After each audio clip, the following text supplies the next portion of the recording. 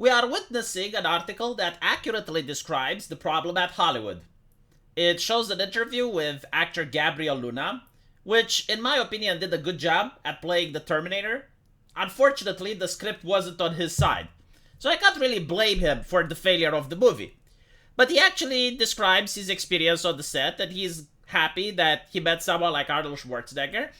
And then he claims that it's hard to predict how fans would react to a movie, but according to him, all the friends and people around him liked the movie. And I guess this is the problem, right? If literally all your friends around you like something that's universally hated, then that means that your friends are in a bubble and they're completely disconnected from the reality. Either that, or they're just afraid to talk what's on their mind. Because this movie was promoted as furthering women in humanity, right? Like this is the same thing like the invention of penicillin has helped in eradicating diseases. So too did this movie empowered women like never before. Like women are more powerful now because of this movie. That's how it was marketed and advertised, right? Like if you're a woman and you can't get into university, you watch this movie and you become stronger and maybe you get past those exams. That was the vibe that I was getting from watching the commercial for this movie. So if you are against the movie, you weren't against a corporate product. No, you were against women's rights. So a lot of people maybe watched this and they didn't like it, but they were afraid to speak their mind because like, oh my god, well, we don't want to be viewed as bigots. And it was also the spite towards the fans. If you like John Connor, well, John Connor isn't good enough. We're going to get rid of him in the first couple of minutes, and then we're going to replace him with a woman that you're going to like or else you're a bigot.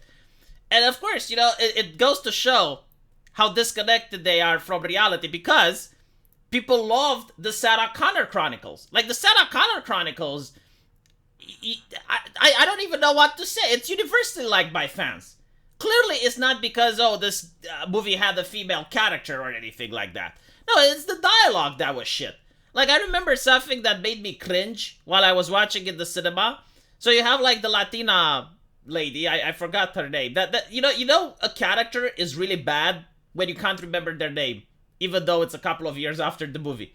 So the Latina character, don't remember her name, but like she is the new John Connor, and she is speaking with Sarah Connor. Now, Sarah Connor in the first movies, like she's a good mother, she really cares about her son, and now she's talking with this Latina lady, and she's saying, oh, they just want you because you're an uterus. You're just a uterus for them. Once you give birth, you're useless.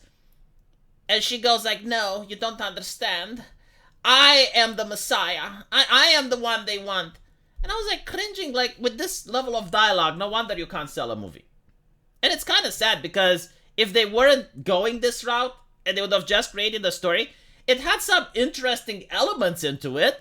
Like, for example, I love the new Terminator despite the fact that it gets its ass kicked in every single fighting scene because, again, women need to look strong and they can't do that unless the men look weak, even if they're robots or not. So he gets his ass whooped in every scene, but he was still scary in the fact that he was able to use modern technology that's available right now in order to track the living shit out of the heroes.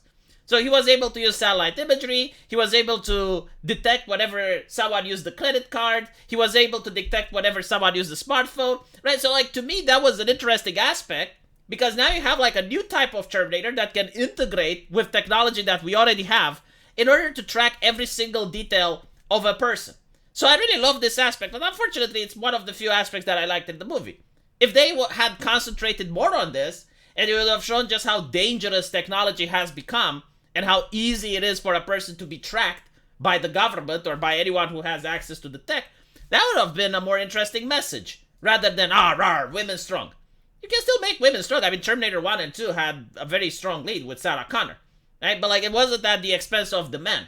Like, Sarah Connor, Arnold, and John Connor were working together as a team, and they were all important, and they all had something to contribute. Right, but here, it seems that, oh, well, the men need to step aside, right? John Connor needs to get axed, literally in the beginning, so that he makes room for the strong and powerful women.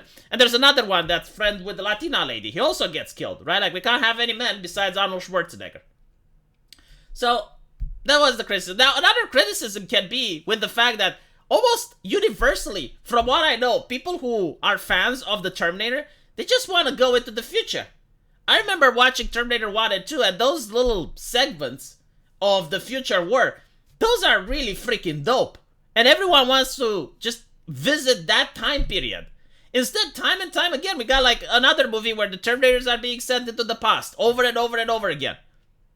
Right? Like, we just had one movie that took place into the future, and arguably, in my opinion, it's one of the best after Terminator 2. Right? Like, it's better than Terminator 3, it's better than 4, it's better. I really like that. I wish they would have done more of it. But for some goddamn reason, like, this movie is destined. Whatever, like, things are moving up to the future, something needs to happen. I remember with Sarah Connor Chronicles, like, the moment they got into the future, they axed the show. The moment, like, it reaches to the point, alright, we're fighting in the future, they're axing the show. I don't know why. Maybe it's expensive to make futuristic CGI. I genuinely cannot fathom. But if they ever do decide to make a remake of this, hopefully they will wisen up and they will just show the war with the machines. Like, no more sending Arnold back in time, no more none of that, right? Just have like a normal thing where the conflict between man and machine starts. That would be really great. Because there's also a first-person shooter like that, which doesn't even have that amazing graphics. It's called Terminator Annihilation Line, I believe. And I played a little bit of it, and the story was what kept me hooked. It's interesting to see how humanity loses majorly in the beginning, but then they manage to turn it around. And you get to see a couple of plot points from the movies. That's really great. Why can't they do that? I don't know. It's just weird. But anyway, right. Let me know what you guys think. As usual, I will see you in the comment section. And of course, if you want to support the channel, there's probably a link into the pinned comment if I remember to place it there. Hopefully I do, because I keep forgetting to shield myself. And I need to get that fixed. See ya.